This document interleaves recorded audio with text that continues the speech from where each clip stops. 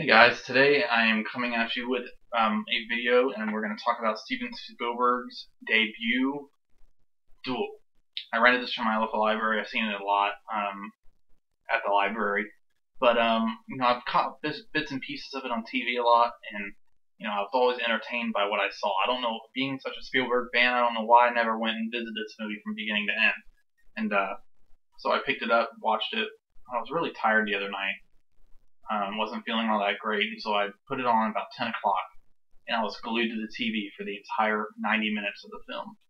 And for you guys who don't know what it's about Dennis. Okay, the actor is Dennis Weaver, but it's about his character who's making a drive back home, and he's out on some like country road, and there's a semi, like a gas truck behind him, and he's just like it starts out with the trucker going really slow. And so Dennis Weaver's like, hey man, I gotta get to where I'm going, so he passes the truck. And next thing you know, the truck's all behind him and trying to run him off the road, and it starts about like a little thing like that, and then it turns into a terror fest. This guy, this trucker, is taunting the heck out of this guy, trying to run him off the road, slam into the back of him. I mean, it is thrilling. It is suspenseful from the beginning to the end of the film. And it goes, and you never see the truck driver. You never see him, and that's what makes it so scary. It's the fact that you just see the truck, and the truck itself is like a monster. Kind of see it right there, but it's like the windows are the eyes, the grill is the mouth, and the head, and the bumper in the front is the bumper in the front is the mouth, but the grill is like the nose, and it looks like it has a face. It's a monster, man, and it's going after this guy, and it's just such a thrilling movie, and it's so simple. And Spielberg was commissioned to make this film for a TV special, and he filmed it in like 13 days, and he was, in his, I think, early 20s when he made it. And all odds were against him. I mean, he was a new filmmaker, and he did such a brilliant job. And they actually released the film into cinemas internationally. And it is, I mean, you could say all you want, like, you could think that Spielberg's an awful filmmaker and stuff, but this film is so thrilling. And it really it's like the film that Hitchcock never made. I know Hitchcock probably never thought about making anything like this, but, I mean, music in it is like Hitchcock kind of, it's the story development as it goes. It doesn't get boring at all. You would think it is because it's constantly this guy in his car and his truck, and there's little stops along the way, but it is so thrilling and such a brilliant story, and the way it's filmed that you're just like, man, this is a really good quality film.